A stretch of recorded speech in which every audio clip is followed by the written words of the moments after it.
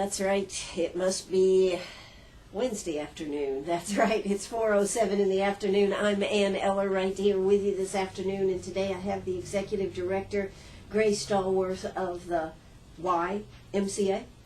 Is that right? Yes. That's right. How you doing today, Gray? Very good. Very good. Good to have you with us. And I got your shirt with the new logo. What's this about a new logo here? I mean, what's going on? Well, a couple years ago, the YMCA national movement did a lot of study and really determined that while most people recognize the YMCA logo and the YMCA, they didn't understand what a cause-driven organization we are. And so the whole strategy has been around rebranding. And so it's not just the logo, it's a lot about the way we're doing business in terms of marketing, what we do, telling our story, being a better storyteller. And so the letters YMCA are still now a part of the logo. Mm-hmm. We've kept a number of things, traditional things in the logo itself. So it was just a way to kind of rebrand things. And during their study, they really figured out that most people just refer to us as the Y. Yeah. So we might as well say that's our nickname, and we just call ourselves the Y. Absolutely. Now, but we always know that the Y is a nonprofit organization. Mm-hmm. But how does it, and I know we have people that have memberships, and I know a lot of people probably think that memberships is what keeps the doors open and keeps it rolling. But from our conversation earlier, I understand that that's not exactly the way it works. That's right. We have three forms of revenue. I mean, we do the membership fees, and then we have some program fees. Many of those are out in the community or various sites and carry that extra burden of those program supplies, etc. And so those have program fees with them. And then we raise dollars through charitable giving. And those dollars help provide a place, the Y, and keep it accessible so that folks that cannot afford it and can demonstrate that need can have accessibility to the Y. So when we talk about accessibility, that third form of revenue is very important to us. We don't want to turn people away because they can't afford the fee or program fee. We want them to have the experience of the Y. So how does that work? We have scholarship programs, or how does this actually work?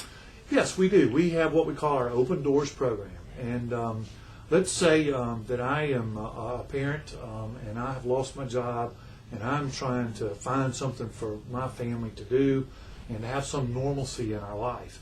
But I can't afford the membership rate at the Y. So I'm going to go into the counter and I'm going to ask for the application for Open Doors.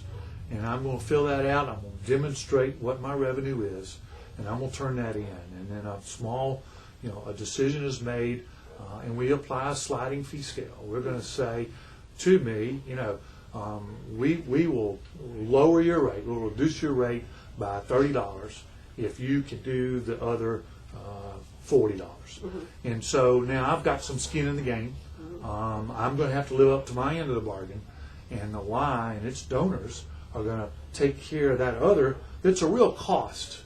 Mm-hmm. I mean, exactly. you got to remember, I'm not upcharging like a for-profit business would.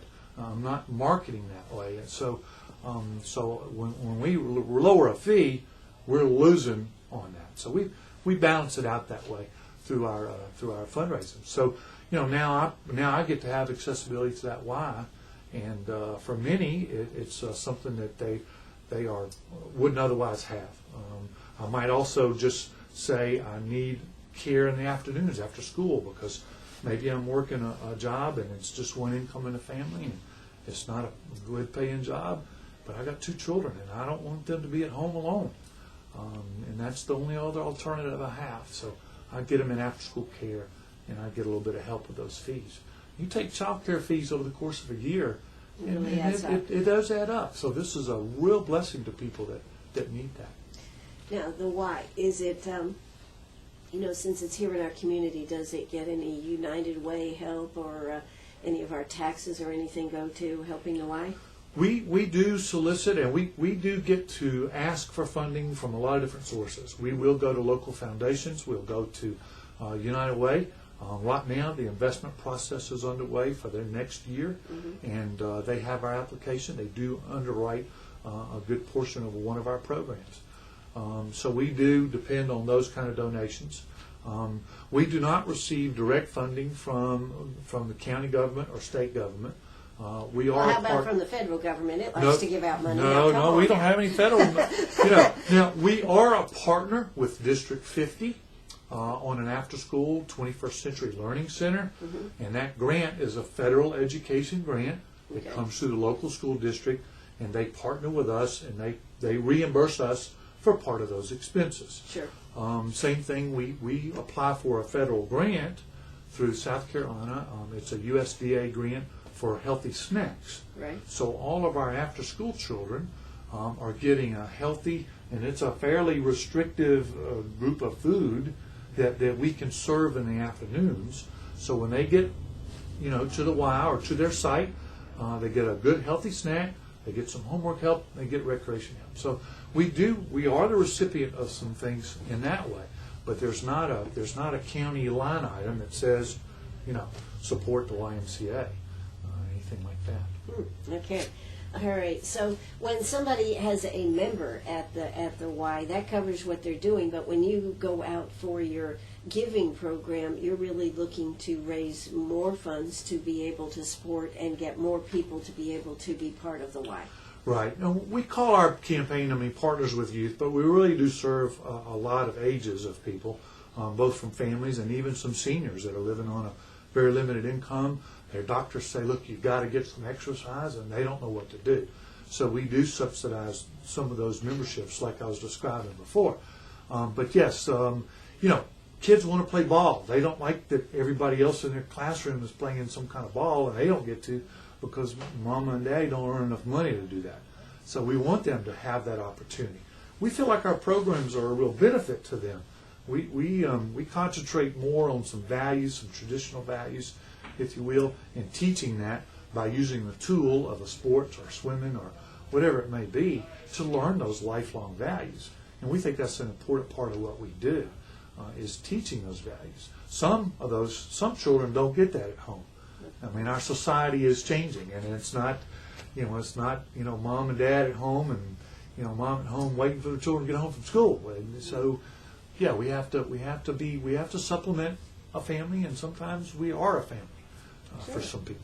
Yeah, well, all these things help, and, in today's world, I think, as we look back on the generation that's being raised right now, they need some help with these things. They do, absolutely. Some children, the real high-risk children that we serve, for instance, we serve as a partner with the Greenwood Housing Authority, and we're serving about 70, 75 kids in those sites.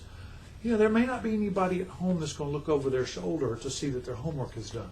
Sure. They may not, but because of the dysfunction, because of the high-risk factors, they're not going to get that. So our staff, they may be the only adults that are doing that. Sure. And some of those children are starving for attention.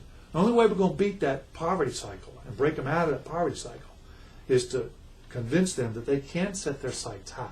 Sure. They can set their sights on something other than always living in poverty.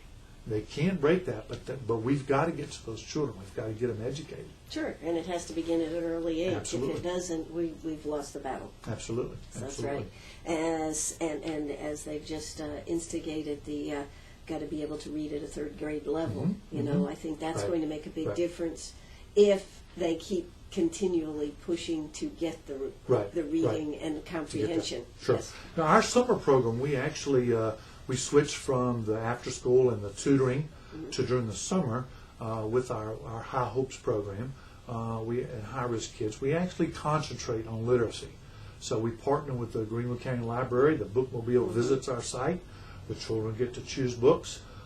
They do some reading both to us and us to them. And then another day they do some kind of project around that reading activity. And if they've been to both of those days and they've behaved, and they get ice cream. They do. They get to go to the Y on Friday. Oh, okay. And get in a little swim.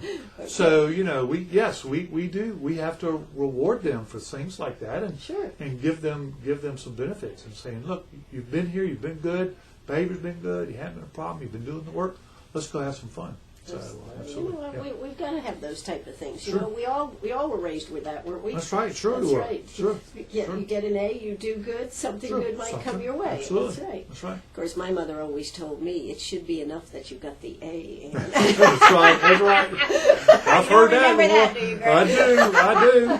Absolutely. That's right. That's Well, right. we are So- here with our executive director, Grace Stallworth, with the YMCA. We are going to hear a quick word from our sponsors, and we'll be right back. Don't you go away. Oh, that's right. We are right back here at Sharp Facets Gallery. Yes, I'm in the back doing my interview today with executive director Grace Stallworth, and we were just talking, you know, it's been, what, 8.5 years since you came to the Y here, Greg? That's God, right. Time That's right. flies, It doesn't does. it? Time flies when you're having fun. But, you know, some of the things, what have you seen and what has changes have come to the Y over the years that you've been here? Well, I think of a couple of things. And, when I got here, we were struggling with some programs and some behavior problems. We had a number of issues that we needed to address pretty quickly. One of the things that we ended up doing one summer, actually for about 2 summers, was hiring an off-duty police officer to be there. The number of kids that were there in the afternoon without adult supervision, you know, when you can play ball for an hour and a half, but when you're there, when somebody dumps you there for and expects you to be there for 10 hours, Yeah. okay, You're not going to play ball the whole time. you can't, and that's when they get into mischief, and that's when things started happening. They start hanging out in the lobby. We tried to address that, and we came to the point where we had to have an officer, and his job was to not let them hang out somewhere. You know, if you're going to play ball, go play ball. If you're going to have a break, take a break, and then go back and play ball. Sure. If that's what you're going to do. And That was we've got 7 years ago yeah, now. yeah, Right? and so as we began to say, we're going to hold you accountable for your behavior. You're responsible for your behavior. Kids were in the lobby without their shirts on all the time. The boys.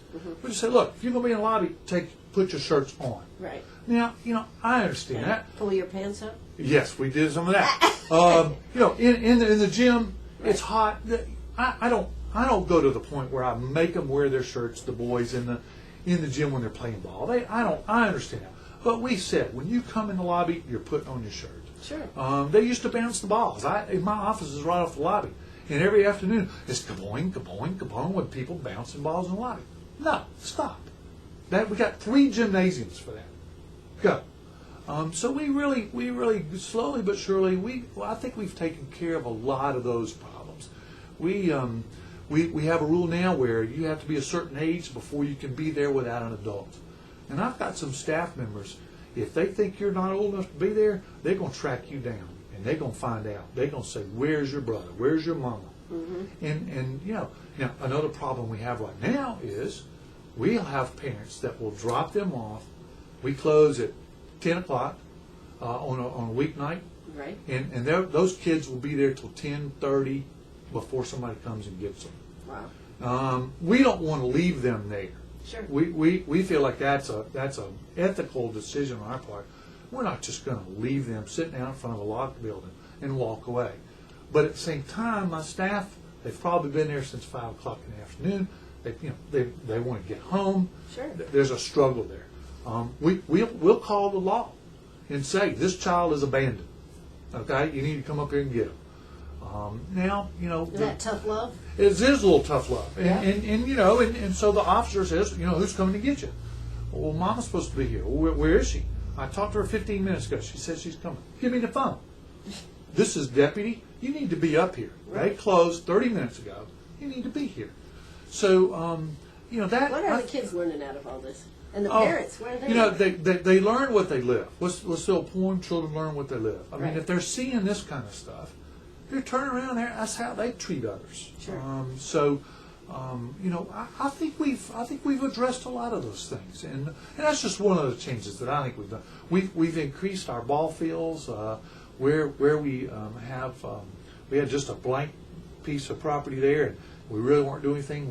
We've developed soccer on that piece, kind of out by the road. Mm-hmm. Of course, the Little League partnership came along, and they actually raised dollars to develop the rotary ball field.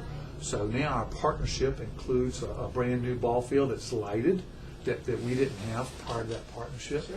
It's a So nice field. it is a nice field. They do a great job of keeping it up, and they're very good. Their program ends or is winding down as our baseball starts up. So once our season gets here, then they schedule what they have left around us.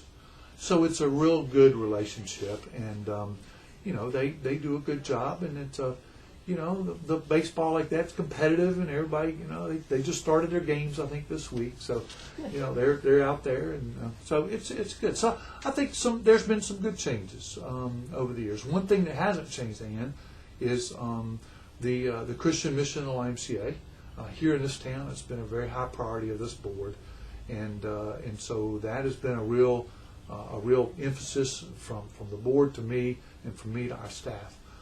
We want to let that run its course. We want that to be the basis. It's our heritage. And what is the mission? Well, the mission of the YMCA is to put Christian principles into practice through programs that build a healthy spirit, mind, and body for all. And so, part of that mission then is that we're charitable, because we're saying for all. We want everybody to feel welcome, and we don't want to turn away anybody. And so that goes back to our other discussion about our fundraising and making that accessibility. It's a business. We have expenses, and so it's got to come from somewhere. It's got to come from somewhere. I mean, we have a lot of volunteers as well, and staff. So we're an important part of the community. Now, how many people do you serve? You were telling me 2012. How many people did Well, you in serve? 2012, we served over 15,000 different people through various tremendous. programs and events and activities. And in a town of 70,000, that's serving a good portion of the community. Do you want to serve any more, or are you done? 15,000, is that enough? Well, I mean, we can always serve more, and I think we do. I mean, I think as we do a better job with our programs and our mission programs, and better job, more efficient, we can serve more people. We want more mission out the door. Sure. I mean, we want to do that. Yes, I think the Y does do a terrific job, and I think the Christian principles are a very important part, because I see that our society and our schools and everything else, we're just getting further and further away from that. Sure. The golden rule. Right. Treat somebody like you'd like to be treated. We need more of that. Sure. Yeah. Sure. Absolutely. Yeah. Absolutely. So Sure. that was a little shortened version of the golden rule for There we those go. that are But anywho, that That's is right. something that is important. Sure. Now, you've got, coming up after we hear the news, we're going to be talking about some of the camps out there. You've got a lot of camps. You've got a spring camp coming up. Fuji Film Photo Camp will be the week of spring break. Right. So we're going to talk a little bit more about that. We're going to be talking about a lot of the camps coming up.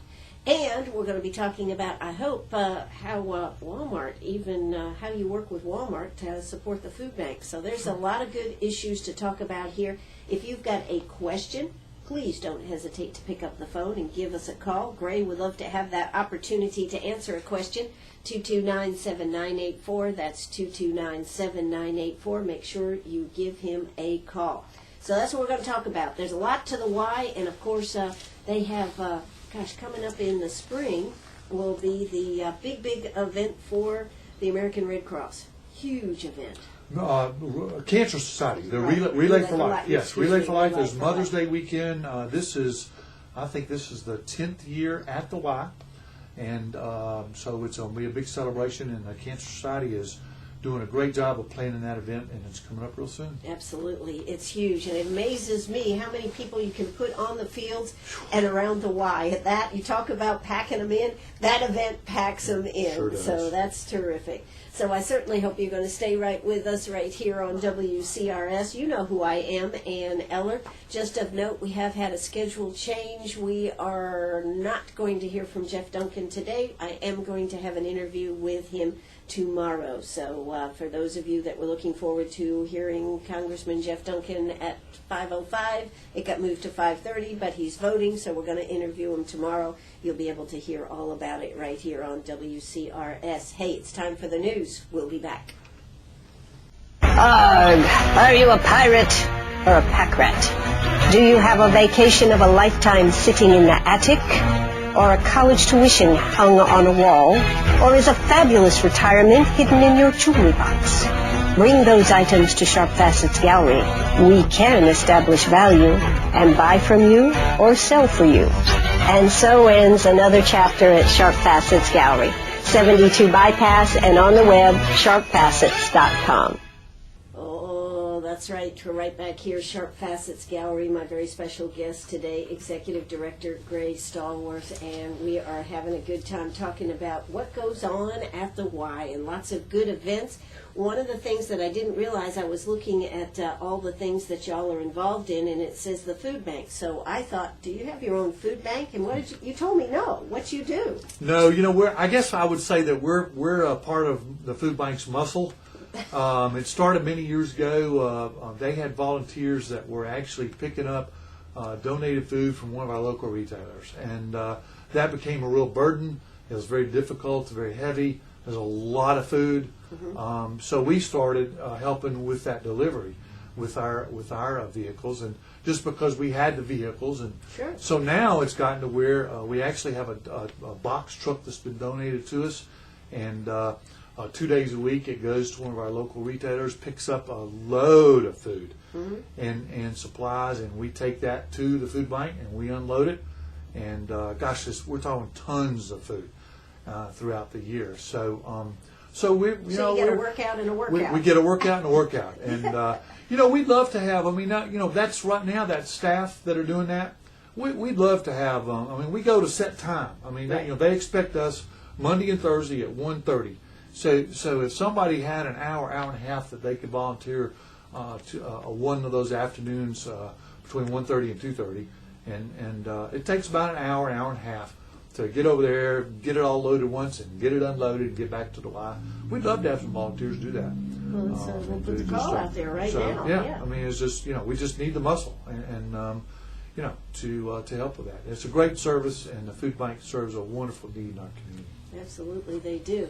So that was one of the programs. You have so many wonderful programs over there. I think the biggest thing that we should all come away from this is knowing that if you have a need, if you would like to have your family, your children, whatever involved at the Y, you don't think you can afford it, maybe you ought to go talk to them. Absolutely. It's a very simple process. We've simplified things. It's an easy application. We're going to ask you to demonstrate your need. I mean, we're not just going to hand something out, and we're going to make an agreement with you to keep up your end of the bargain. And we're going to teach some responsibility there. Sure. One of our core values is responsibility, honesty, caring, and respect. And so that's where that responsibility is going to come in. If you're going to have skin in the game, and if you're not living up to that, whether it's a membership or a program, we're going to come to you and say, look, you've got to get caught up with your part, or we're going to cut that service off. So sure. It's a hand up and a helping hand. Sure. And not just a handout. Sure. And of course, I think the after-school programs have such a. Do y'all pick up from the schools? We do. We pick up at 9 elementary schools and all 3 middle schools. We have sites that handle those. And then we have a partnership with District 50, where we're at 2 schools after school for the 21st Century Learning Center. What's the 21st Century Learning Center? That's a federally funded program. They have several teachers that stay after school. Because they've been bad? No, these are staying because they want to be good, okay. and they want to help some of these children. The children in the program have actually been referred by the classroom teachers. Mm-hmm. They're getting extra help. They're getting a small group for tutoring. They're getting some time in the media center to work on some of their work. Mm-hmm. And then they get homework, just doing their actual homework. After that period in rotation, they go to each of those stations, if you will, and after that they have a snack and then in recreation. And so we're there in those schools. They serve 60 kids at each of those schools. Wow. And so that's a great after-school program for those. And then we have those 4 sites we referred to earlier, the High Hopes After School. So altogether, we've probably got 300 plus children in our care every day between 3:30 and 6 o'clock. Wow, that's terrific. And we see that as as needing wide shoulders and a tremendous responsibility, and one we take real seriously. Sure. I mean, after all, child care is so important, and being able to put them in an environment where they're not just, what shall we say, running wild. Right. Yeah, I mean, it's planned, it's safe. There's structure to that. Good role models. We have some great young people. The kids just love them to death, so we really do accomplish a lot during those times, and critical after school hours. Absolutely. If you look up after school and those hours and look at the studies, a lot of stuff needs to be happening there that didn't. So we're trying to be part of that. Now, I also understand you partner with Scouts. Yes, we are a charter organization for Troop 66, Boy Scouts. We also, I'm real proud of this because I happen to be a dad of a young Eagle Scout, but to earn the rank of Eagle, you have to do a community service project. And over the years, we've had numerous Scouts between Life and Eagle do their service project at the Y. And so this past fall, we actually had 2 service projects completed.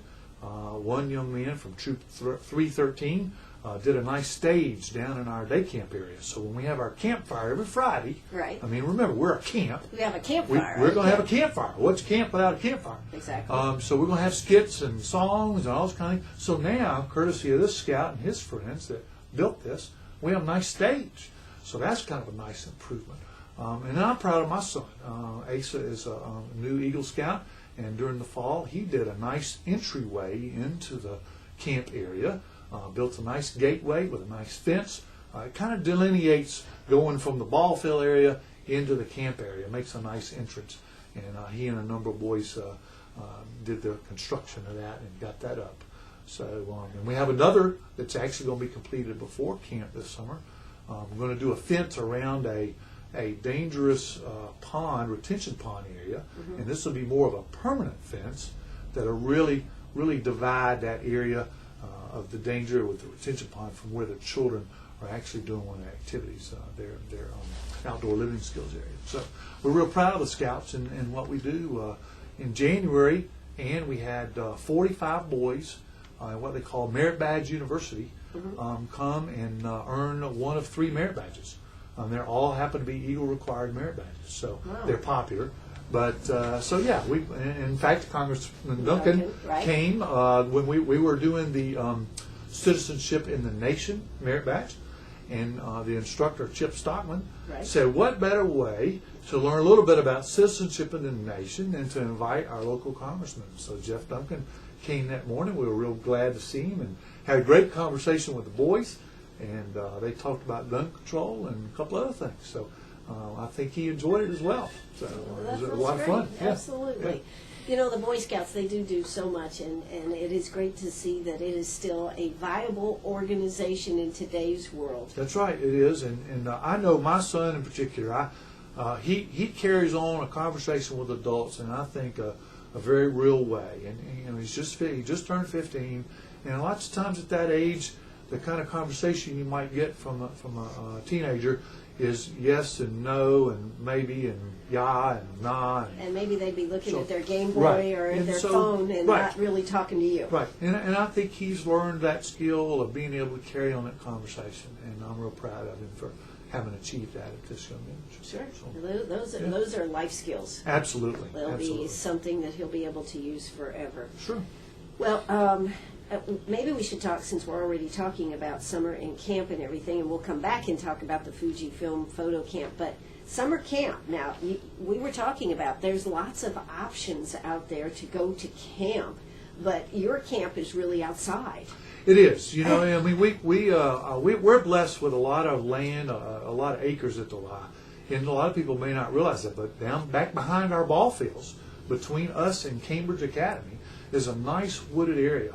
And we have a 50-foot tall alpine tower down there. We have a low challenge course that's just a little bit off the ground. It's a really nice piece.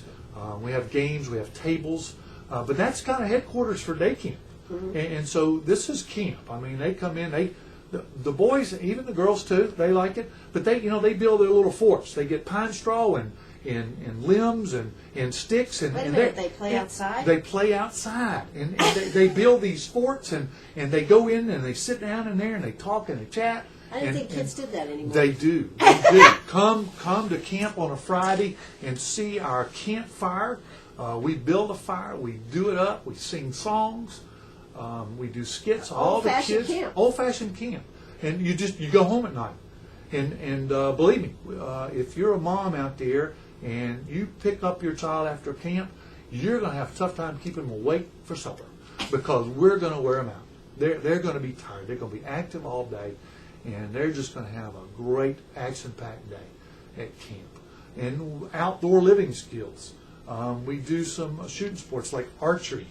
They get a chance to really test their comfort zone and climb on the Alpine Tower, the giant swing. So those are some life skills in terms of stepping out of my comfort zone. Now, what age is this for? What age group is we this actually do ages 5 up to 12. The 13 to 15-year-olds can go into our Leaders in Training program, our LITs. We actually have a week of adventure camp for the teenagers, so they can kind of get to know each other, and then they go into the Leadership and Training program and start learning some leadership skills. And we give them Right a chance to Greenwood. apply. We give Right them a here in chance to Greenwood. apply those skills with the day camp groups. So there's theory and there's the practical that we try to do. So And nobody's on the phone or playing with their iPads or. no. If they bring them, they'll grow legs. I mean, because you don't remember to pick it up, put it in your pocket. You leave it sitting there, and you walk away, and it's grown legs. I mean, I hate to say it, but so don't bring that stuff. I mean, you don't need that stuff. But it's an action-packed. Now we have heat index days when it's Too hot to be out there. so we get in, or if we can't get in for whatever reason, we're going to be cooling off with some water games and water day, and they get out the hose and the slide. I mean, that's what I did. Sure. When it got hot, I didn't go inside. I was told to stay outside. Tough. You're not coming in. You're not coming in. So we've been out the water hose. I don't have to have a water. I don't have to have a beach Right. or a lake. I went and got the hose, and we sprayed. It So we sounds like just sprayed. good old basic fun. It is. I can remember a few years ago, and me and another guy, we decided we were going to have a little fun with the kids, and we went and found the water guns. Right. And so we got on a golf cart with plenty of water, and we just ambushed the kids. And we came around here with the Y executives, and we're firing on the kids with water guns. They were loving it. It was a hot day, and we just had a blast. And so they enjoy that kind of thing. They So, do, and I think sometimes we forget that kids actually Right. enjoy that Right. if they ever get out and do that. Right, they do. And so we do arts and crafts during the summer, traditional kind of things, and we do some swimming. We have some fun field trips. We have guests that come in.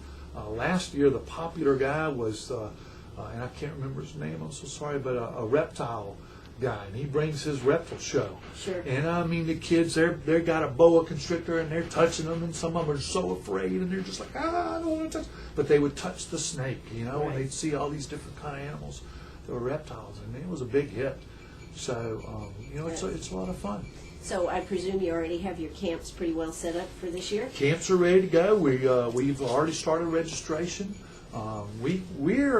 Our camp starts the first Monday out of school, and we go to the Friday before you go back to school. Well, that's a lot of camp. It's a lot of camp, and we want to be, that provider that can take care of a child all year round. So when school is out, we're in. I mean, in-service days, Sure. we're there. Spring break camp, during Christmas time, we have a camp. So, we want to provide that. In the nation, and the YMCA is the largest child care provider in the country. I didn't know that. The largest The child. largest child care provider. Now, a lot of Ys, we don't have it here, but a lot of Ys in big metropolitan cities run the child care, the daycare programs. Sure. But then we're in so many schools and in share buildings with schools and in all these school systems with after-school care that we've just got thousands of children in our care across the country. So we're the largest provider of childcare in the country. Wow, that is terrific. Now, when we come back, we're going to talk, but now if somebody wants to get in touch and say, I need to find out more information, what's the best way to find out more information about the summer camp? When we come back, we're going to talk about the photo camp coming up in a couple of weeks. Well, the easiest way is to look at our website. We do keep a good bit of information there. That is Greenwood YMCA.org, and you'll find a summer day camp tab on the front page, on the home page, and you can do that, and you'll find a packet of information there. You'll find dates, you'll find themes for each week. A lot of the information that mom needs to know or dad needs to know right off the bat, Sure. to figure out if they're interested. Okay. And do you do scholarships for the camps? Yes, we do. We do. Okay. And we'll have, almost 25, maybe even 30% of camp will be receiving some financial assistance. So we serve a good many people, and those slots get gone pretty quick. So you have so limits to we have a limit, and we limit that, and that's based on our funding. We will raise $94,000 this year. If I was raising $140,000 in a year, right, I would have that many more slots available. I'd have that many more programs. I would be teaching more people to swim, et cetera, et cetera. So well, it's all a direct big base thing. on Right. how much money you can raise. Right, Yes, exactly. so it's whether it's a for-profit or non-profit, That's it right. all comes down to dollars. Hey, I'm Ann Eller. I am here with Grace Stallworth. We are going to hear a quick word from our sponsors. We'll be right back. If you've got a question, don't hesitate to pick up that phone, 229-7984. That's 229-7984. Oh, that's right. We're right back here at Shark Facets Gallery on the 72 bypass. We are with Grace Stallworth. We are talking about camps. We're talking about getting dirty. You were just telling me that even last year you planted a garden. Yes, we did. We had a wonderful volunteer, Ann Barclow, from Master Gardeners. She helped us a tremendous amount. So we planted 8 raised bed garden boxes, and we had tomatoes and peppers and zucchini and okra and all kind of great things. And so the kids got out there, they planted it, they harvested over the summer. Did they get to eat it? They did get to eat it. Some of them had never eaten something like that right off the vine, and so it was really interesting to see. And we gave away, the tomatoes. We had a big crop of tomatoes, so we would put them out in the lobby and just let people take them and enjoy that the kids had grown. So we're looking forward to planting this year's garden. Will go into ground here in a couple of weeks at the end of April, and the kids will get to harvest that during the summertime. And they'll plant it too, So, right? yes, yeah, they'll plant it as well. Sure That's will. tremendous. So. I like child labor. we like to refer to it as responsibility. Learning a little responsibility. That's Okay, right. I like That's it, right. Gray. All right.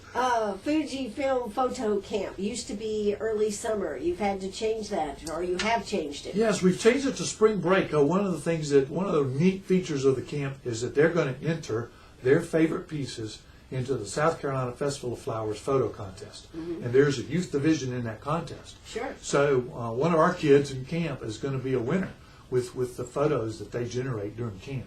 So we're moving it to spring break, which is the first full week in April 1 to 5. And Fuji is a wonderful partner. They provide the instructor, the equipment, just wonderful partners with us. And we appreciate Lisa, Emily, and the folks at Fuji so much for partnering with us and doing that. And we're really looking forward to that. We take about 15 kids, and this year they're really going to zero in on digital photography and have some really good fun with that. Well, that sounds excellent. Now, this is for the age group 7 to 12. Yes. Right? Yes. And he said April 1st to the 5th. And now they're there at camp, from 7 o'clock in the morning to 6? Well, really the camp itself is going to be 9 to 4. Okay. But we open at 7 for them to arrive in the morning because we have parents that got to get to work early and parents that will pick up late. So we extend those times. We don't charge extra for that. It's just included. So we say 7 to 6. Well, that's the extended day.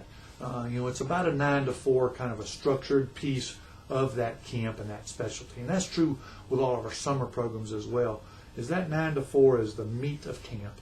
And so some parents pick them up early. Some parents get there at 4 and 4:15. So, that meat of that program is held during those hours. Now, I also understand that you're actually going to take some field trips. Yes, they'll do some field trips that week so that they can get some good locations for some Looks like they're some going picture to taking. Emerald Farms and then maybe to Falls Park in Greenville. Right. Yeah. So yeah, we do some exciting things. It's a fun week, and to have a professional photographer with you and helping you and critiquing your work and giving you pointers. Doesn't get any better than Man, that. that's just great, and that's a super partnership. We appreciate Fuji and what they do for us. And by doing it that early, you will be able to get the photos Right. into Right. the Festival of Right. Flowers. We won't be near as hurried. It just got to be a very, very hurried time, and we really didn't have the time to get it done right. So this will give us a little bit more time to get those entries made. Now, I do understand you still have some space available. Yes, we do, and folks can call the Y and get the details. On the homepage of the website, you'll find some of those details as well. Okay, and the number to call at the Y. It's 223-9622. Okay, 223-9622. Make sure you sign up today. I tell you what, if I was a kid between 7 and 12, I would have loved been able to do that. That's right. Absolutely. Well, listen, Gray, it certainly has been a pleasure talking to you again. Absolutely. It's been a while, and I That's right. certainly appreciate you coming out this afternoon. Absolutely. We had fun and always enjoy talking about something I love so much. Absolutely. That's great. This is WCRS right here in Greenwood. I'm Ann Eller. That's going to do it for us. Bye-bye, everybody.